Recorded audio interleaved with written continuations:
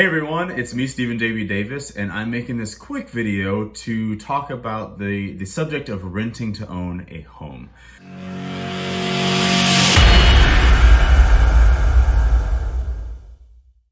I've gotten this question only a handful of times since COVID has started, and I've never really asked why. The answer is often no. However, I decided to ask that question today, and I wanted to share the answer with you. And there's a few layers working here. So layer number one, when you buy a home the way that most people buy homes, by borrowing money, every payment you make means that you own a little bit more of that home, and the lending institution that lent you the money owns a little bit less of that home, so you build up something called equity. So if you put 20% down when you started, you've got 20% equity, and then that 20% grows more and more and more, and the 80% that the bank used to have in that, it shrinks more and more and more.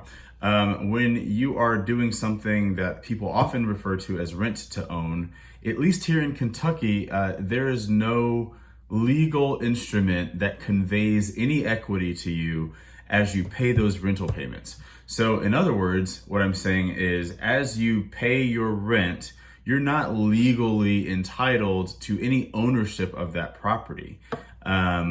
You can pay, and if at the end of your lease or your rental, the owner decides, you know what, I just want to rent it out to someone else, like your lease is over, they're legally within their right to do that. That is, in its most basic form, how a rent to own could work, and oftentimes how it does work, because people don't get into layer number two. So layer number two, rent to own. Obviously, there are people who start renting a place, and then upon the end of their rental term, they have an option to buy that place. This is where things get itchy, and this is why a rent to own situation is often very messy. For one, if you've not entered into a formal agreement, which again you would do absolutely with the help of a lawyer, this is not a realtor job. This is not something a realtor is qualified to do unless they are a lawyer. But unless you've written these things down, you may say, "Oh, well, the owner says that he'll give me a great discount at the end," or he says that he'll apply my rental payments, or she says she'll apply my rental payments to the total purchase price when I'm ready to buy. That's all great. To hear those words, it makes you feel good. It's exciting. You get to be in the house you want to be in, but it's not on paper. And so the way that a lot of rent to own agreements happen is verbally, and then they end disastrously, because everyone's got a different understanding about how this situation went or was supposed to go. So I want to reiterate, if this is the path you choose and you've got an owner who is open to it, then hire a lawyer. I can't say that enough. Hire a lawyer. But if it is to work ideally with the help of a lawyer, you need to figure out how much money you have to put down, which is often something that an owner is going to require. They're sticking their financial neck out for you. They're financing your ability to be able to live in this home without purchasing it. So a down payment is usually something that you need to address.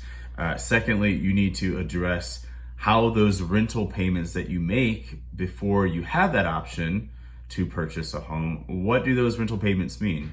Is it just money that you're giving? Are you earning any sort of discount on a pre-agreed upon purchase price of that property at the end of your rental term?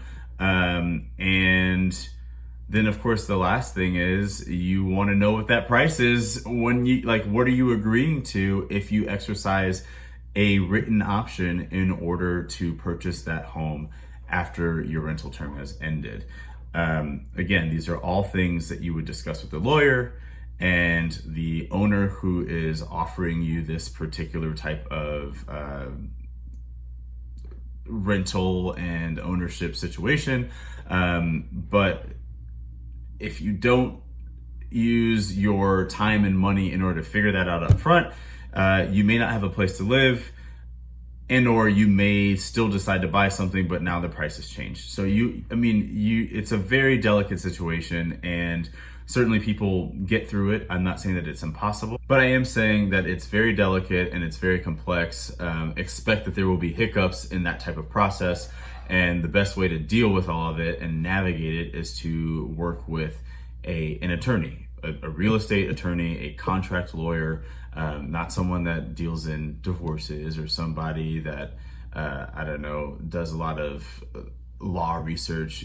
Hire the right person for the job, and you'll have much better chances at the type of outcome that you want. Hey, so thanks for watching. Let me know your thoughts, your questions, tag someone, or leave a comment below.